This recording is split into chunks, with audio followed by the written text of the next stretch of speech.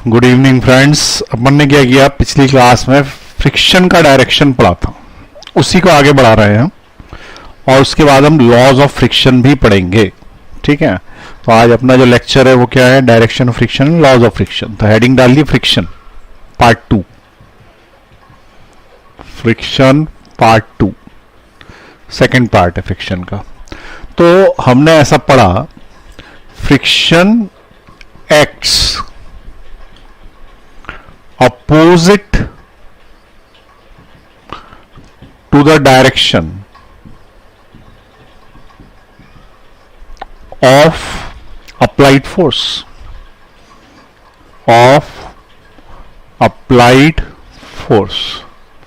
ठीक।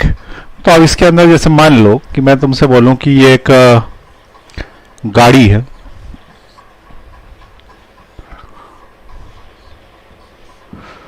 ठीक है, और इसके आगे घोड़े लगे या एक घोड़ा लगा।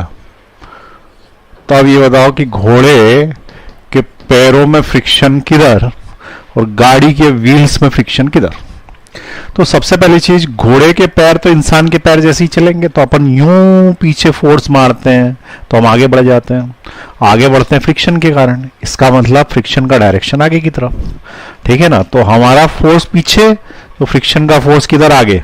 ऐसे के ऐसे घोड़े जब पीछे पैर चलाएंगे तो उनको फ्रिक्शन आगे मिलेगा, और जब आगे मिलेगा तो उस केस में हम क्या बोलेंगे कि पैरों में फ्रिक्शन आगे की तरफ, क्योंकि घोड़ा पीछे की तरफ चल रहा।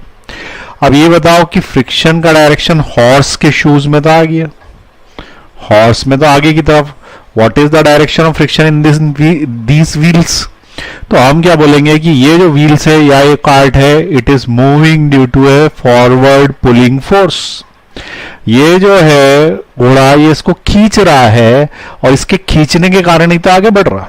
और यदि इसको खींच रहा है तो फॉरवर्ड पुलिंग फोर्स आगे लगा, तो फ्रिक्शन के डायरेक्शन सब किधर हो जाएंगे, पीछे की तरफ। तो इस वाले में कार्ट में फ्रिक्शन का डायरेक्शन किधर होगा, पीछे की तरफ। तो हॉर्स एंड कार्ट प्रॉब्लम यदि आए तो बोलना हॉर्स में आगे, कार्ट में पीछे। ठीक है, ये भी एक केस बना लें।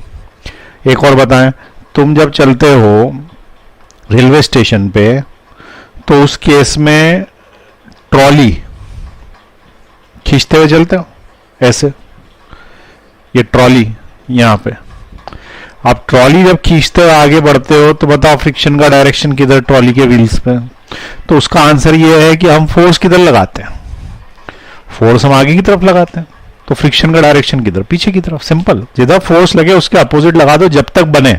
नहीं बने तो एक और कंसेप्ट बताऊंगा आज, तो उस वाले को लगा देना था। यहां पे फ्रिक्शन का डायरेक्शन पीछे, क्योंकि अप्लाइड फोर्स का डायरेक्शन इधर साइड, ठीक है, अप्लाइड फोर्स आगे की तरफ।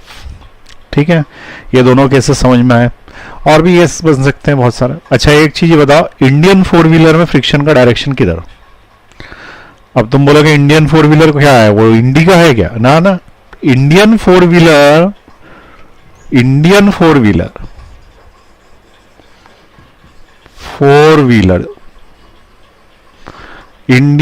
व्हीलर मतलब ठेला गाड़ी जो सब्जी वाले लेके निकलते हैं। अरे फोर व्हीलर तो है ना, और इंडिया का है तो इंडियन फोर व्हीलर। तो इंडियन फोर व्हीलर में what is the direction of friction. तो देखो, ये आदमी धक्का किधर लगाएगा, आगे की तरफ, तो फ्रिक्शन किधर लगेगा, पीछे। इसलिए इन सब में फ्रिक्शन का डायरेक्शन पीछे की तरफ, ठीक है, जो कि सही नहीं है, क्योंकि हम जाना आगे चाहते हैं, फ्रिक्शन पीछे लगेगा, पर ऐसे ही है। अब कोई बोलेगा एक काम करो, तो ठेले को धक्का ना देते हुए खींच लो पीछे से, तो शायद फ्रिक्शन का डायरेक्शन बदलेगा क्या। देखें आप, ये जो डंडियां हैं इसको मैं आगे यहां लगा देता हूं और एक आदमी को बोलता हूं कि इसको इधर साइड खींचे। अब ये ठेला इधर चलेगा, तो अल्टीमेटली वो फोर्स तो इधर ही लगा रहा है ना, तो फ्रिक्शन तो उधर ही लगेगा पीछे, चाहे धक्का दे दो चाहे खींच लो, दोनों ही केसेस में एक ही जैसा फोर्स लगता है। तो इंडियन फोर व्हीलर समझ में आया। इंडियन फोर व्हीलर में फ्रिक्शन का डायरेक्शन, ठेला बोलते, क्या बोलते इसको, रेवड़ी ऐसा कुछ बोलते हैं। तो ये जो इसके अंदर है, फ्रिक्शन का direction opposite to the direction of force. ठीक है, चलिए अब और देखें आगे। तो ये यहाँ पे नोट करना है तो इसको पॉज का बटन दबा के नोट कर लेना। अब मिटा रहा हूं मैं तो। अब फ्रिक्शन का डायरेक्शन जो है वो कुछ केसेस में निकालने में कठिनाई आती है। तो जिन केसेस में निकालने में कठिनाई आती है वो केसेस में हम कंसेप्ट चेंज करके निकालेंगे, पर निकलता जरूर है। ठीक है, अब देखें कैसे। तो मान लें कि मैंने तुमसे बोला कि एक कन्वेयर बेल्ट है, कन्वेयर बेल्ट, ठीक है, ये एक एग्जांपल है। कन्वेयर बेल्ट किसको बोलते हैं? तो ऐसे दो पहिए लगे रहते हैं, उसके ऊपर बेल्ट ऐसे गोल गोल घूमती रहती है, यहां से इधर साइड, फिर इधर से अगर घूम रही है तो इस साइड, तो ये बेल्ट चलती रहती है इसके ऊपर ऐसे। देखा कहीं पे? तो एक तो आटे की चक्की पे देखा होगा, ठीक है, गेहूं पिसाने जाते हैं तो आटे की चक्की में चलती है ना पट्टी। और एक तुमने एयरपोर्ट पे देखा होगा, एयरपोर्ट पे इसके ऊपर वो सूटकेस वगैरह रख के चल के आते हैं। तो वो दोनों केसेस को क्या बोलते हैं? Conveyor belt. ऐसा बिल्डिंग कंस्ट्रक्शन चलता है ना, तब भी यहाँ पे रेत गिराते जाते हैं और वो रेत यहाँ से आगे की तरफ बढ़ती जाती है, क्योंकि बेल्ट आगे बढ़ जाती है तो आगे वाला रेत यूज कर लेता है, लाना ले जाना नहीं पड़ता, ऐसे भी यूज में आती है। तो एक कन्वेयर बेल्ट पे हमने एक मास रख दिया एम, ठीक है, कन्वेयर बेल्ट पे हमने एक मास रख दिया एम। अब ये बताओ कि what is the direction of the friction on that mass M and the belt B. Belt ये जो है इसके ऊपर डायरेक्शन ऑफ फ्रिक्शन क्या है और मास के ऊपर डायरेक्शन ऑफ फ्रिक्शन क्या है, इनकी निचली सरफेस पे बताना। जो सरफेस आपस में कांटेक्ट में होती है उसी में फ्रिक्शन होता है। तो नीचे वाली सरफेस इसके कांटेक्ट में, इसकी ऊपर वाली सरफेस कांटेक्ट में है बेल्ट की, तो ये दोनों आपस में जो कांटेक्ट में सरफेसेस हैं इनमें फ्रिक्शन का डायरेक्शन बताइए। बताओ भाई, किधर साइड पे ये घूम रहे हो बना रखा है मैंने, ये इधर घूम रहा है, ये इधर घूम रहा है, इसका मतलब ये ऑब्जेक्ट इधर जाएगा आगे की तरफ, पता पड़ रहा है?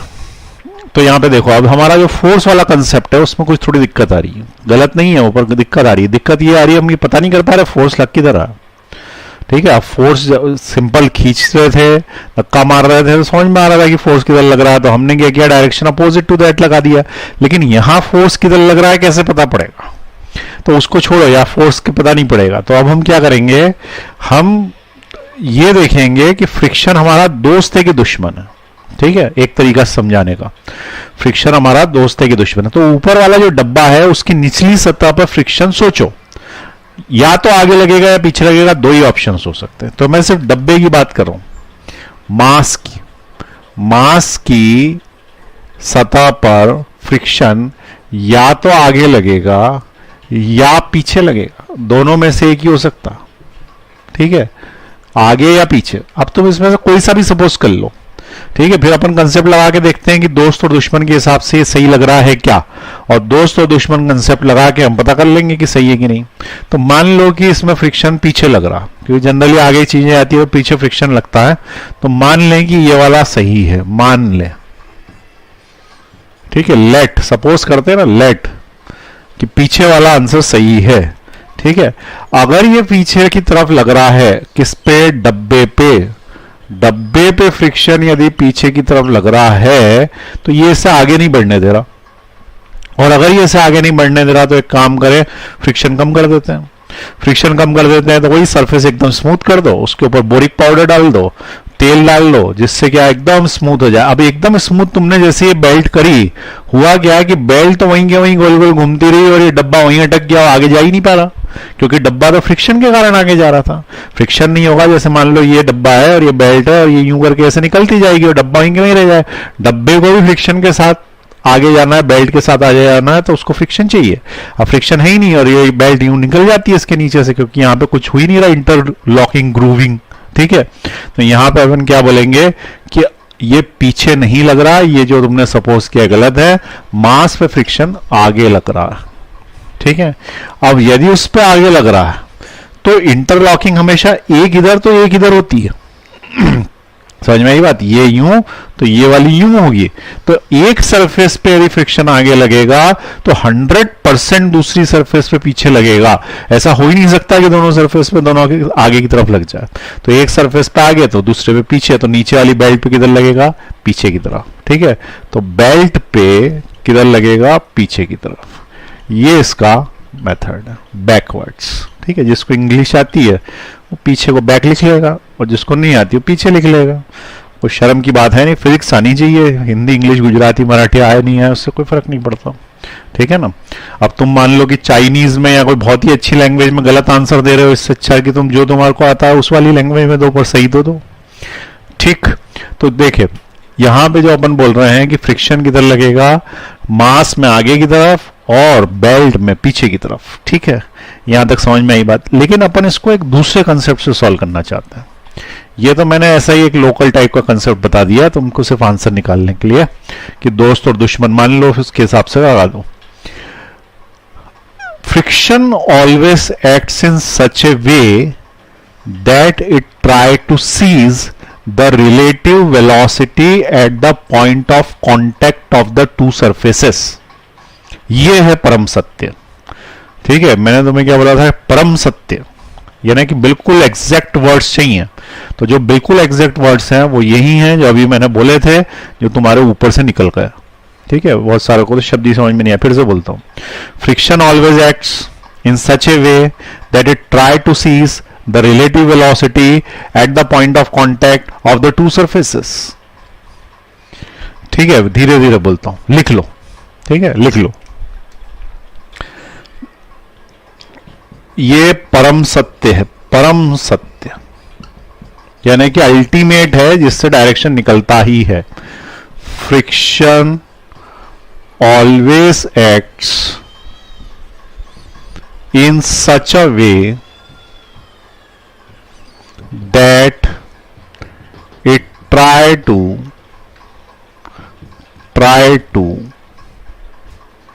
Seize, CEASE, sees the relative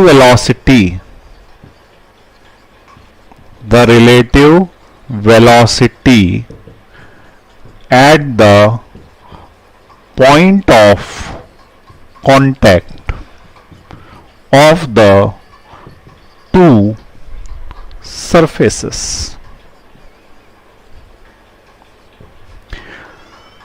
लिख लिया, लिख लें। Friction always acts in such a way that it try to seize the relative velocity at the point of contact of the two surfaces। लिख ले, पॉज करके लिख लें या जल्दी से लिखे फटाफट।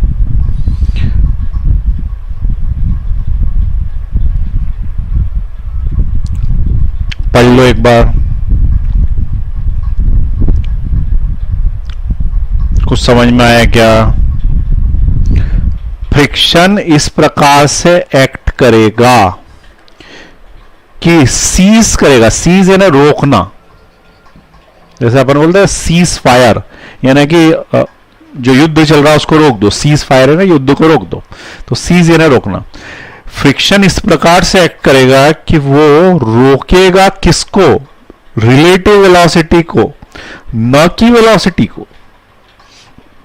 समझ में आई बात? वो किसको रोकेगा, रिलेटिव वेलोसिटी को, at the point of contact of the two surfaces. हर जगह पे नहीं, पॉइंट ऑफ कांटेक्ट जिस जगह पे होगा टू सरफेसेस का, उस जगह पे रिलेटिव वेलोसिटी को रोकने की कोशिश करेगा।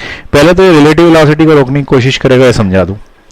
मान लो कि ये डस्टर है, इस डस्टर को मैंने यूं पकड़ा, अब मैं इसको आगे की तरफ यूं ले जा रहा हूं, ठीक है।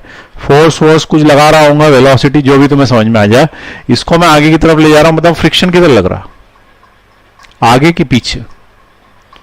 इसको मैं आगे की तरफ ले जा रहा हूं, फ्रिक्शन किधर लग रहा है, आगे की पीछे। तो उसका आंसर है कहीं नहीं लग रहा। उसका रीजन ये है कि जो पॉइंट ऑफ कांटेक्ट है, ये उंगली और ये डस्टर, पॉइंट ऑफ कांटेक्ट जहां पे ये रुके लगे हुए, उनके बीच में रिलेटिव वेलोसिटी हो ही नहीं रही।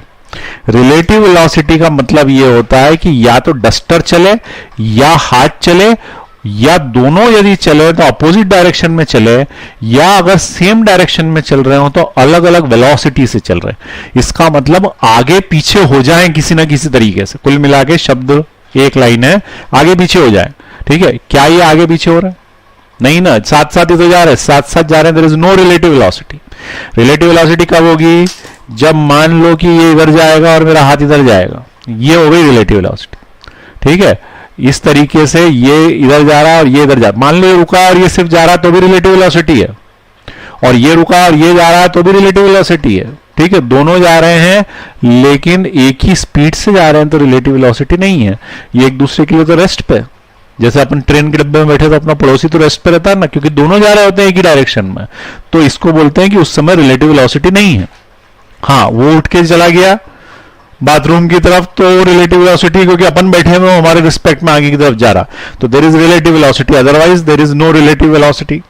तो हम क्या बोलेंगे कि जब दो ऑब्जेक्ट्स के बीच में रिलेटिव वेलोसिटी हो, ठीक है, फ्रिक्शन इस प्रकार से लगेगा कि रिलेटिव वेलोसिटी हो तभी लगेगा, नहीं तो सोता रहेगा, उसको कोई मतलब नहीं है। जब दो चीजें आपस में चलें एक दूसरे के ऊपर, अलग अलग होने की कोशिश करें तो ही ये चलेगा, अदरवाइज नहीं चलेगा। Eight the point of contact, point of contact पे रहता है ऑफ द टू सर्फेसेस, ठीक। अब देखें इस वाले कंसेप्ट से मैं यही क्वेश्चन सॉल्व करता हूं, इसको थोड़ा सा मैं बड़ा कर देता हूं। ये यहां पे लगाया मैंने मास m। सबसे पहले तुम्हें क्या करना है कि पॉइंट ऑफ कांटेक्ट, ये पॉइंट ऑफ कांटेक्ट है, इसके ऊपर रिलेटिव वेलोसिटी सीज हो जाए तो ये ऑब्जेक्ट यदि आगे की तरफ बढ़ेगा तो इनके और इनके बीच में रिलेटिव वेलोसिटी आने लगेगी, क्योंकि अगर बेल्ट आगे नहीं बढ़ी और ऑब्जेक्ट बढ़ गया, या ऑब्जेक्ट वहीं रहा बेल्ट आगे बढ़ गई जैसे इस केस में, तो ये दोनों आगे पीछे हो जाएंगे। तो आगे पीछे हो जाएंगे तो ये फ्रिक्शन क्या करेगा कि इनके बीच की जो रिलेटिव वेलोसिटी है उसको रोकने के लिए इसके ऊपर लगेगा पीछे की तरफ और इसके ऊपर लगेगा आगे की तरफ। तो बेल्ट पे किधर लगा आगे और इस पे ऊपर किधर लगा पीछे, ठीक है। तो ये इस तरीके से करना है क्वेश्चन यदि कॉम्प्लेक्स आ जाए। ये तो एक मैंने तरीका बता दिया शॉर्टकट, लेकिन ये सही मेथड है, ठीक है। तो ये मुझे पूरी उम्मीदें हैं कि जो क्वेश्चन मैंने इस मेथड से किया, नीचे वाली मेथड से, ये वाला जो कि परम सत्य मेथड से किया है, वो तुमको बिल्कुल समझ में नहीं आया होगा, मुझे पूरी उम्मीद है, ठीक है। वो तो आगे सॉल्व करा दिया इसलिए हाँ हाँ कर रहा हूं मनी मन में। ये क्या है, ये यूं करके ऐसे हमको तो समझ में नहीं आया क्या बोल दिया जल्दी जल्दी। देखें ध्यान से सुने, एक तरीके से समझाता हूं। सबसे पहली चीज क्या करना, ये दो लोग हैं, कौन कौन दो लोग हैं, एक तो है डब्बा, दूसरी है बेल्ट, ठीक है। बेल्ट का कलर बदल देता हूं, बेल्ट ये है और ये डब्बा है। डब्बे की बेल्ट से शादी हो गई, खुश हो गए बच्चे शादी के नाम से, डब्बे की बेल्ट से शादी हो गई। अब डब्बे को बेल्ट के साथ ही जाना चाहिए, जहां पे भी जाए तो अच्छा लगता है। बेल्ट अलग चल दे, डब्बा अलग चल दे, ठीक है, या बेल्ट वहीं रुकी रहे डब्बा चल दे, या डब्बा वहीं रुका रहे बेल्ट चल दे, ये ना उनके बीच में रिलेटिव वेलोसिटी हो जाए, अपने को पसंद नहीं। अब ये जो फ्रिक्शन है ये है कौन, तो ये फ्रिक्शन का डायरेक्शन पढ़ते पढ़ते एक पूरा पीरियड निकाल लिया अपन ने, उसके बाद भी अभी भी कंफ्यूजन हो रहा है कि ये फ्रिक्शन है कौन। तो ये बेसिकली फ्रिक्शन है ना, ससुरा फ्रिक्शन है, ठीक है, ये बदमाश है। तो ये ससुरा फ्रिक्शन है, इसको क्या बोलो कि फ्रिक्शन है ससुर जी। कौन है, ससुर जी। फ्रिक्शन ससुर जी हैं और ससुर जी की बेटी है और बेटी से शादी हो गई है दामाद की, यानी उनके यहां दामाद आ गया, ठीक है। अब देखो नीचे जो बेल्ट लगी है, बेल्ट बी से बेल्ट, बी से बेटी, ऐसा मान लो, कुछ भी मान सकते। तो ये मान लो कि ये नीचे वाली जो है ये बेटी है, ठीक है, इसकी शादी हो गई बॉक्स से, डब्बे से, डब्बों से ही हो जाती है शादी, डब्बे ही करते हैं शादी, तो बॉक्स से शादी हो गई। अब बॉक्स को बेल्ट के साथ चलना चाहिए ना, तो ये फ्रिक्शन और ससुर जी भी यही चाहते हैं, ठीक है। ससुर जी जो फ्रिक्शन है वो भी तो यही चाहते हैं कि बेल्ट बॉक्स के साथ चले, फ्रिक्शन जो ससुर जी हैं वो यही चाहते हैं। और इनके बीच में जो बंधन बन गया 7 जन्मों का वो न टूटे, ठीक है, सभी ऐसे ही चाहते हैं। तो यहां पे अपन ने क्या किया, एक लाइन खींची, ये 7 जन्मों का बंधन है। क्या है भाई, ये 7 जन्मों का बंधन। अब ये लाइन खींच दी, पहले पॉइंट ऑफ कांटेक्ट पे लाइन खींच दी। अब क्या होगा कि जैसे ही तुमने बेल्ट स्टार्ट करी तो बेल्ट चलना चालू होगी। बेल्ट कौन है, बेटी। अब ये ससुर जी चाहते हैं कि बेटी दामाद साथ चले, पर इनकी आपस में बनती नहीं है, ठीक है, बेटी की दामाद से बनती नहीं, रोज झगड़े होते हैं, तो बेटी घर छोड़ के भागना चाहती है और दामाद खुश है कि अच्छा है जा रही है, ठीक है। लेकिन परेशान कौन है, ससुर जी परेशान है, शादी करी उनने तो वो परेशान है। तो वो क्या चाह रहे हैं कि बेटी जो है वो दामाद के साथ ही जाए, तो दो ऑप्शन है, कौन घर छोड़ के जा रहा, बेटी घर छोड़ के आ रही, बेटी है ना कौन, बेल्ट, ठीक है, बेटी कौन है, बेल्ट, तो ये जो बेल्ट है ये घर छोड़ के जा रही है, क्योंकि बेल्ट मशीन लगी हुई, मशीन आगे की तरफ जाएगी। तो एक ऑप्शन ये है कि वो बेल्ट को रोकने की कोशिश करे कि वो ना जाए, तो दामाद जी तो रुके भी थे, बॉक्स डब्बा वो तो रुके ही थे, तो या तो बेल्ट को रोकने की कोशिश करे, ये दूसरा ऑप्शन ये है कि जिस डायरेक्शन में बेल्ट जा रही है, बेटी जा रही है, दामाद भी साथ चल दे तो बुरा नहीं लगेगा, क्योंकि दोनों साथ साथ जा रहे हैं। आई बात समझ में? तो यहां पे ससुर जी ने फ्रिक्शन का क्या रोल है, या तो वो एक को रोके या फिर दूसरे को बोले कि तुम दोनों साथ जाओ। तो अब यहां पे ध्यान से देखना, सबसे पहले मैं नीचे की बात करूं, नीचे कौन लगी है, बेल्ट, बेल्ट किधर जा रही है, आगे, क्यों, क्योंकि उसमें मशीन लगी हो तो आगे जाएगी। थोड़ी देर बाद ये जो पॉइंट है, ये थोड़ी देर बाद ये पॉइंट तुम्हें यहां दिखेगा, क्योंकि बेल्ट ऐसे चल देगी तो ये पॉइंट यहां से यहां पहुंच जाएगा। तो ये पॉइंट यहां से यहां नहीं पहुंचे, वहीं रुका रहे, इसके लिए ससुर जी इसको वापस लाने की कोशिश करेंगे, तो वो फ्रिक्शन इस साइड लगाएंगे, क्योंकि ये पॉइंट वहीं बना रहे या तो, ठीक है ना, बेटी घर से भागे ही नहीं, खींच खींच के लाने की कोशिश कर रहे हैं, वापस आ जाए और इनकी जोड़ी बन जाए, वापस से जोड़ी बनी है ना, लाइन 7 जन्मों का बंधन। या फिर दूसरा ऑप्शन ये है कि अगर ये घर छोड़ के भागी गई तो ये दामाद जी का लाल लाइन यहीं रह गई और बेटी तो भाग गई। तो फिर एक ऑप्शन ये है कि दामाद जी को धक्का मारोगे तो भी बेटी के साथ जाओ, दामाद जी को यदि धक्का मारोगे तो किधर साइड मारोगे, इस साइड। तो दामाद जी पे फ्रिक्शन का फोर्स किधर लगाना चाहता है, वो इस साइड, ताकि थोड़ी देर के बाद ये यूं वापस हो जाए और साथ साथ चले। तो ये लाइन जो बनी है, ये लाइन बने रहने देनी चाहिए। तो ये जो लाइन बनी है, ये बने रहने देने के लिए क्या करना पड़ेगा, ये बने रहने देने के लिए क्या करना पड़ेगा, एक लाइन को रोकना पड़ेगा और दूसरी लाइन को पीछे करना पड़ेगा, ठीक है। लाइट चली गई है, इसलिए इस लेक्चर को अब यहीं रोकेंगे, अगली क्लास में कंटिन्यू करेंगे। कंसेप्ट समझ में आ गया तुमको? अंधेरे में भी दिख रहा है कि नहीं दिख रहा कुछ? रुको, कुछ रोशनी का इंतजाम करता हूं।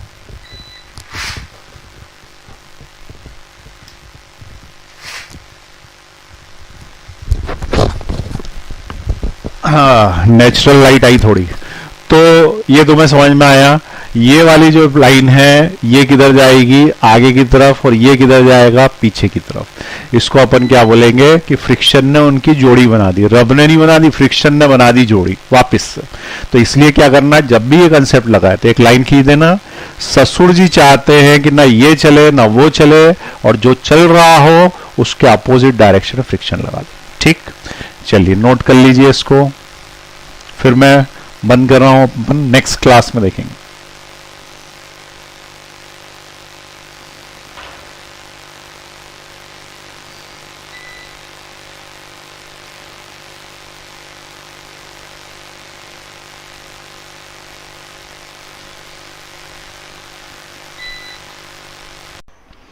हाँ, तो अपन पढ़ रहे थे डायरेक्शन ऑफ फ्रिक्शन। इतनी देर में लाइट चली गई, और जो शादी हुई थी किसकी, बेटी दामाद की, और वो बीच में ससुरा फ्रिक्शन आ गया था, वो गायब भी हो गया।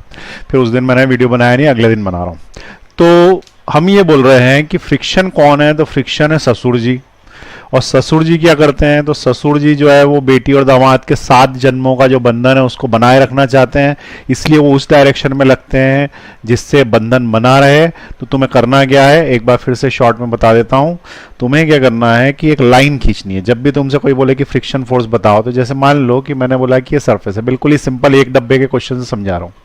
इसके ऊपर एक डब्बा रखा हुआ है और तुमने फोर्स लगाया यहाँ पे, ठीक है, ये क्या लगाया, फोर्स।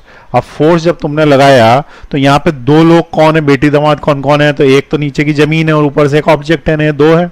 इनके बीच में यहाँ पे एक लाइन खींचना ऐसी, ये 7 जन्मों का बंधन है, ठीक है। क्या है, 7 जन्मों का बंधन। अब ये जो 7 जन्मों का बंधन है टूटना नहीं चाहिए, फ्रिक्शन नहीं चाहता कि ये टूटे, लेकिन जैसे ही तुमने फोर्स लगाया तो होगा क्या, ये डब्बा जो है ये यहाँ से बढ़ के ऐसे आगे निकल जाएगा कहीं पर, और साथ में अपनी वो लाइन जो खींची थी अपन ने वो भी ले जाएगा ऐसे। तो ये वाली लाइन तो यहीं रह जाएगी और वो वाली लाइन वहां चली जाएगी, तो इन दोनों लाइनों में अंतर आ जाएगा ना, ये तो हट गई है, ये यहाँ रह गया और वो वहां रह गया, बेटी इधर चली गई, दामाद जी घर छोड़ के भाग गए, ठीक। तो फ्रिक्शन क्या चाहेगा कि जो चीज जा रही है उसे रोक ले और जो चीज रुकी है उसे बोल दे कि चली जाए साथ में। ठीक है, तो जो दामाद जी घर छोड़ के भागे, नाराज हो गए, तो उसको उन्होंने फ्रिक्शन ने फोर्स लगाया पीछे की तरफ कि भाई दामाद जी वापस आ जाओ। या फिर बेटी जो है ये जमीन, इसको क्या बोला कि तुम चली जाओ आगे, तुम चली जाओ आगे, तो इधर साइड फ्रिक्शनल फोर्स लगेगा इसके ऊपर। तो या तो ये नीली लाइन जाके उससे मिल जाए हरी लाइन से, या वो हरी लाइन पीछे आ जाए, लेकिन लाइन बनी रहे, चाहे इंडिया में बनी रहे चाहे ऑस्ट्रेलिया में बनी रहे, तो कहीं पे भी बनी रहे पर लाइन बनी रहनी चाहिए। ये इसका मकसद है फ्रिक्शन का। समझ में आई बात? तो फ्रिक्शन क्या करता है? फ्रिक्शन है शादीराम घर जोड़े। शादीराम घर जोड़े का मतलब शादी करा देता है और घर जोड़ के रखता है। लाल की काली से शादी हो गई, लाल घर छोड़ के भागेगी तो फ्रिक्शन पीछे खींच लाएगा, या फिर ये नहीं मानेगी तो इसको बोलेगा तू ही चली जा आगे, लेकिन लाइन बनी रहे, दैट इज इंपॉर्टेंट। ठीक है, तो एक बार फिर से इंग्लिश में बोलता हूं, क्या बोला था मैं पहले? Friction always acts in such a way that it try to cease the relative velocity at the point of contact of the two objects. दो ऑब्जेक्ट्स के पॉइंट ऑफ कांटेक्ट, वो लाइन पे रिलेटिव वेलोसिटी नहीं होनी चाहिए। Velocity हो चले जाए, दोनों साथ चले जाए, वेलोसिटी हो चलेगी, रिलेटिव वेलोसिटी नहीं होनी चाहिए, आगे पीछे नहीं होना चाहिए। ठीक है, इस तरीके से फ्रिक्शन एक्ट करता। ठीक, अब क्वेश्चन करते हैं, और ये तो बिल्कुल सिंपल सी बात है इसलिए इसको लिखवा नहीं रहा मैं। अब दो क्वेश्चन और करेंगे तो पूरा कंसेप्ट क्लियर हो जाएगा। क्वेश्चन नंबर 1 जो है वो ये है कि एक ऑब्जेक्ट है डब्बा, जो कि रखा हुआ है जमीन पे, तो अभी रखा था इसके पिछले क्वेश्चन में, लेकिन अपन क्या कर रहे हैं कि उसके ऊपर एक डब्बा और रख रहे हैं। ठीक, इसका नाम दे दिया 1, इसका नाम दे दिया 2 और इसका नाम दे दिया जमीन। ठीक, फोर्स लगाया ऊपर वाले डब्बे पे। तुम्हें ये बताना है कि इनके बीच में फ्रिक्शन फोर्स किधर, 1 की लोअर सरफेस पे किधर, 2 की अपर सरफेस पे किधर, 2 की लोअर सरफेस पे किधर और जमीन पे किधर। कुल मिला के कितनी सरफेसेस कांटेक्ट में? इसकी नीचे वाली, इसकी ऊपर वाली, इसके नीचे वाली जमीन। 1 2 3 4, 4 फ्रिक्शन फोर्स है, 4 डायरेक्शंस आएंगे, तो तुम्हें इनका डायरेक्शन बताना। ठीक, अब देखो कैसे अप्रोच स्टार्ट करनी है। सबसे पहले शादीराम घर जोड़े फ्रिक्शन से लाइन खिंचवा लो। ठीक है, ससुर जी से। तो ससुर जी ने एक लाइन खींच दी यहां पे, पहले यहां से स्टार्ट होगा, जहां फोर्स लगेगा वहां से स्टार्ट करना, लाइन खींच दी। अब ये बंधन टूटना नहीं चाहिए। फोर्स किधर लग रहा है? ऊपर। ऊपर कौन है? दामाद जी। नीचे जो है वो बेटी, ऊपर दामाद जी ने क्या बोल दिया? मैं तो घर छोड़ के जाऊंगा क्योंकि फोर्स लग रहा है मेरे ऊपर। तो जब ये जाएगा तो सोच लेना ये लाइन किधर जाएगी, तो ये लाइन आगे डिस्प्लेस करके ऐसे बना लेना। अब इन लाइनों को मिलाने के लिए तुम्हें कहां फोर्स लगाना है? बस लगा दो वहां पे। तो ऊपर वाली लाइन पे लगेगा कहां पे? बिल्कुल सही सोच रहे हो तुम लोग, इंटेलिजेंट हो गए हो। इस पे लगेगा पीछे की तरफ। अब बताओ नीचे वाली पे किधर लगेगा? आगे की तरफ। तो बिल्कुल सही बात है, ये आगे की तरफ, तो इस पे लग गया आगे की तरफ। दो बातें बिल्कुल सही बता दी तुमने। अब सॉरी, अब नीचे वाली पे आ जाओ। नीचे फिर से लाइन खींच देंगे, नीचे फिर से 7 जन्मों का बंधन खींचा, हरे कलर में खींच दिया। अब ये बताओ कि यदि ये वाली ईंट इसके फ्रिक्शन फोर्स से आगे खिसकने लगी, और आगे ही खिसकेगी, यूं करके ये खिसकाएगा, ऊपर वाला इसको ग्रूव्स बना के फंसा के चलाएगा, तो नीचे वाली आगे ही तो खिसक जाएगी। अरे ये यूं रखा है और मैंने इसके ऊपर यूं लगाया और ग्रूव बन गया और खींचा, तो ये नीचे वाली आगे चल देगी ना। मैंने इधर फंसाया, ये ग्रूव फंस गया इसमें जाके, ऐसी सरफेस फंस गई, तो यूं किया तो ये इधर चल गई। अब जब अगर ये इधर चल दी तो उस केस में इस डब्बे का, इस हरे डब्बे का टेंडेंसी क्या है? ये किधर जाना चाहता है? तो ये वाला जाना चाहता है आगे की तरफ। थोड़ी देर के बाद क्या होगा कि ये जो हरी लाइन है इसका संबंध टूट जाएगा और ये लाइन इधर आ जाएगी। समझ में आई बात? ये लाइन इधर आ जाएगी क्योंकि ये फ्रिक्शन का फोर्स ऊपर जो लग रहा था, वो फ्रिक्शन का फोर्स उसको उधर खींच के ले जाने की कोशिश करेगा। अब ससुर जी रोल में आ जाएंगे। अचानक जैसे ही देखते हैं बेटी दामाद का झगड़ा हुआ, रोज होता, लेकिन जैसे ही होता है वैसे ही ससुर जी कूद जाते हैं, बोलते हैं दामाद जी समझ जाओ, आ जाओ पीछे, या फिर बेटी को बोलते हैं तुम चले जाओ साथ में। तो बताओ इसके ऊपर फ्रिक्शन का फोर्स किधर लगेगा? बिल्कुल सही, पीछे की तरफ। और इसके ऊपर फ्रिक्शन का फोर्स किधर लगेगा? बिल्कुल सही, आगे की तरफ। ये बन गया फ्रिक्शन के डायरेक्शन। किसी को कोई डाउट हुआ क्या? नहीं ना? ठीक। और अगर मैं बोलता कि relative velocity cease the relative velocity at the point of contact, तो सिर खुजाते रहते हैं। बेटी दामाद शादी वादी घर जोड़े सब समझ में आ जाता तुरंत। ठीक है, तो एक और क्वेश्चन करता है। ठीक है, लिख लेना, अभी कोई जल्दबाजी नहीं है। या एक काम करो, पॉज का बटन दबाओ, लिख ही लो हाथ के हाथ। चलो दबाओ पॉज का बटन, लिख लो, फिर मिटा रहा हूं मैं, दूसरा क्वेश्चन दे रहा हूं।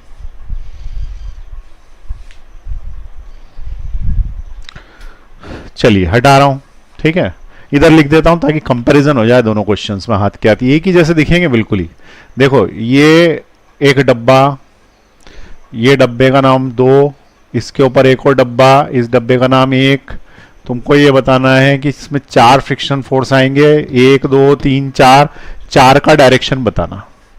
तो तुम बोलोगे तो पुराना ही क्वेश्चन दे दिया, दे पुराना ही दिया, लेकिन फोर्स अलग जगह लगा दिया। अब की बार फोर्स मैंने यहां लगा दिया, अप्लाइड फोर्स। अगर ये लगा देंगे तो डायरेक्शंस चेंज होंगे, क्योंकि अब की बार नीचे वाला आगे भागने की कोशिश करेगा, नीचे वाला आगे भागने की कोशिश करेगा, तो उस केस में किधर कहां फ्रिक्शन लगेगा या ध्यान से देखना है, ठीक है। सबसे पहली चीज, कौन सी सरफेस मूव करेगी, तो उसका आंसर है नीचे वाली मूव करेगी। तो यहां पे नीचे से स्टार्ट करना, जहां फोर्स हो वहां से स्टार्ट करना। तो 7 जन्मों का बंधन बना दो नीचे, पहले उस क्वेश्चन में ऊपर बनाया था क्योंकि ऊपर फोर्स लग रहा था, इसमें नीचे बनाना। अब ये सोचना कि अगर ये ऑब्जेक्ट, ये ईंट नीचे वाली 2 नंबर की अगर आगे खिसक गई तो ये लाइन टूट जाएगी क्या, तो उसका आंसर है हाँ टूट जाएगी। टूट जाएगी तो किधर जाएगी, तो इसको हटाओ, इसको हटाओ, आगे ले लो, ये आगे चली गई, ऐसा कुछ हो जाएगा, क्योंकि जमीन तो वहीं की वहीं रहनी है, ये वाली लाइन तो वहीं रहेगी। अब ससुर जी रोल में आ जाएंगे। जैसे ही 7 जन्मों का बंधन टूटा, उनने क्या बोला, ऊपर वाले दामाद जी तुम वापस पीछे आओ, ठीक है, या तो तुम पीछे आओ तो यहां तक, या फिर तुम आगे जाओ यहां तक। ये बात समझ में आई, ये फ्रिक्शन सेट हो गया, क्योंकि ये दोनों यूं करके वापस ओरिजिनल लाइन में लाने की कोशिश की।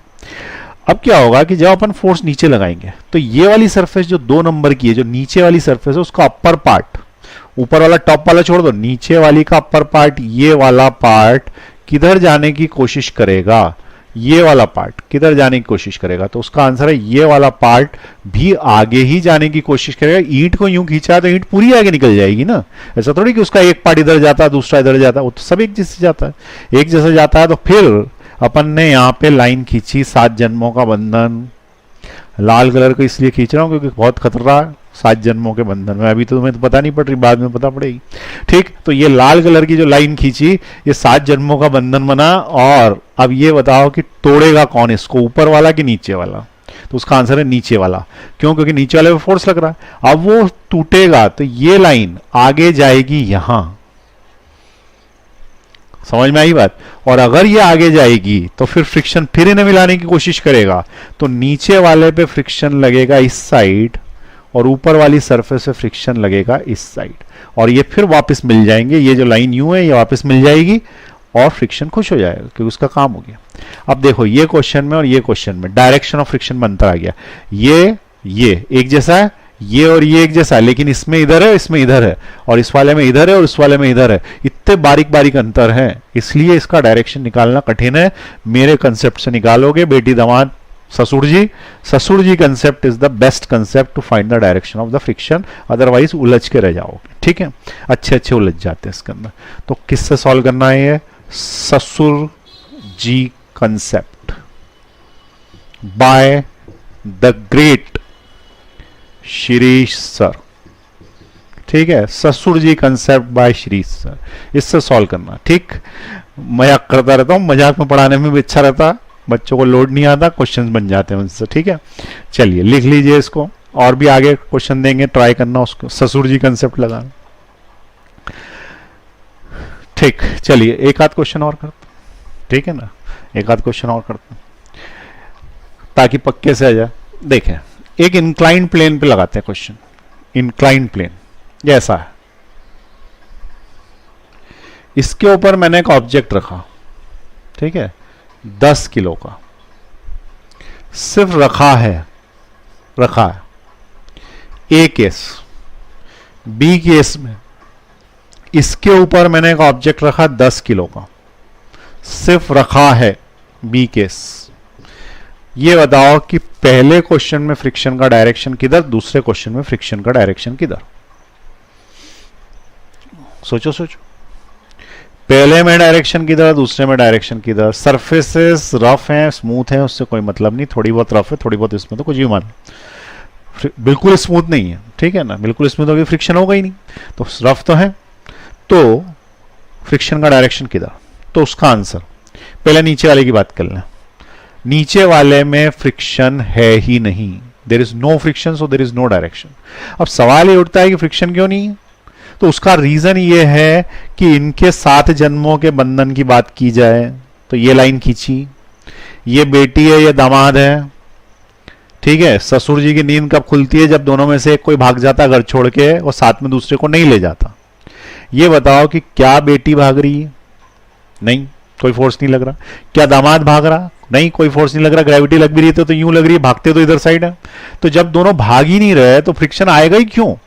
फ्रिक्शन तो आता है उनका संबंध, उनकी लाइन बचाने के लिए। यहां पे फ्रिक्शन आएगा ही नहीं, क्योंकि there is no tendency to move. If there is a tendency, tendency शब्द समझो, यदि ऐसा लगे कि मूवमेंट हो सकता है तो फ्रिक्शन जाग जाता है, और अगर ऐसा लगता ही नहीं है कि मूवमेंट होगा ही नहीं तो फ्रिक्शन होता रहता, आता ही नहीं, दैट इज जीरो।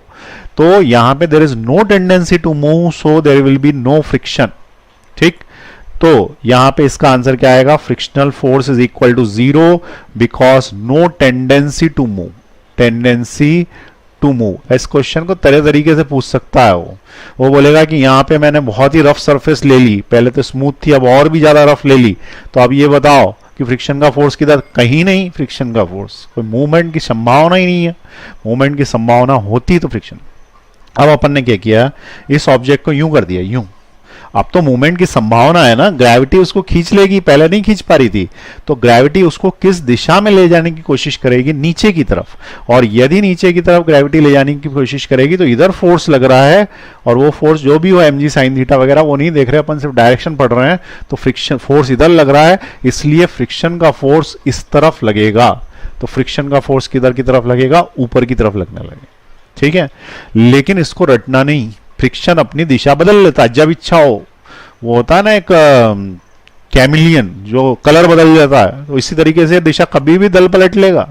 आज बीजेपी में, कल कांग्रेस में, परसों निर्दलीय खड़ा हो जाएगा, ठीक है। ये दल बदलू है, अभी ये इधर लग रहा है, लेकिन अगर तुमने यहां से इसको खींचने की कोशिश करी ऊपर, ठीक है, पुली उली लगा के इस साइड यहां पे यूं खींचने की कोशिश करी, तो तुम्हारा अप्लाइड फोर्स इधर हुआ है, फ्रिक्शन तुरंत उधर भग जाएगा, भग सकता है, भग जाएगा नहीं, भग सकता है, वो इधर भी रह सकता है, ठीक है। ये डिपेंड करता है क्वेश्चन पे, अभी अपन नहीं बोल सकते क्योंकि फोर्स कितना लगाया पे डिपेंड करता है। ये आगे आएगा, जेई में पूछा हुआ एडवांस में क्वेश्चन, तो उस वक्त मैं समझाऊंगा कि ये इधर भी लग सकता है, इधर भी लग सकता है, हो सकता है लगना ही बंद कर दें, ठीक है। अब हो सकता है लगना ही बंद कैसे कर दें? तो मान लो कि इधर साइड ये थीटा है, ये थीटा, और नीचे की तरफ जो फोर्स लगेगा वो क्या लगेगा? तो हम बहुत बार पढ़ चुके हैं, वो mg sin थीटा लगता है। और अगर तुमने इस साइड mg sin थीटा फिर से ही खींच दिया, सेम फोर्स से खींच दिया उसको, तो उस केस में न फ्रिक्शन ऊपर लगेगा न फ्रिक्शन नीचे लगेगा, क्योंकि जब खींचातानी बराबर है तो इस ऑब्जेक्ट के चलने की संभावना नहीं है, there is no tendency to move. क्या इसके चलने की कोई संभावना है, कोई टेंडेंसी है कि ये चलेगा? नहीं ना, जितना इधर उतना इधर, 100 न्यूटन इधर 100 न्यूटन उधर, कोई चलने की संभावना नहीं, नहीं लगेगा फ्रिक्शन। मैं यहाँ पे बोलूं कि यहाँ पे मैंने 10 न्यूटन लगा दिया, ये 100 न्यूटन लगा दिया, बताओ फ्रिक्शन फोर्स लगेगा कि नहीं? तो लगेगा, क्योंकि इधर जाने की कोशिश करेगा, उधर साइड लगेगा। यदि मैंने साइमल्टेनियसली 100 न्यूटन इधर भी लगा दिया, 100 न्यूटन, नेट फोर्स तो जीरो हुआ ना, और नेट फोर्स जब जब जीरो होगा उसके चलने की कोई संभावना नहीं रहेगी, there is no tendency to move, then there will be no friction force. समझ में आ रही बात? तो यहाँ पे चलने की संभावना नहीं है, there is no tendency, so it will not move. ये एक बहुत इंपॉर्टेंट केस है, और not move so there is no friction, इस केस में कोई फ्रिक्शन नहीं है। तो ये केस भी बना लें, एक ये केस भी बना लें, ठीक है। तो ये समझ में आई बात, ये बहुत इंपॉर्टेंट है, no tendency to move then it will not have any friction, ठीक। तो अब तुमको क्या क्या समझ में आया? एक तो साइकिल के केस बना लिए अपन ने, ठीक है, साइकिल के केसेस क्लियर हो गए।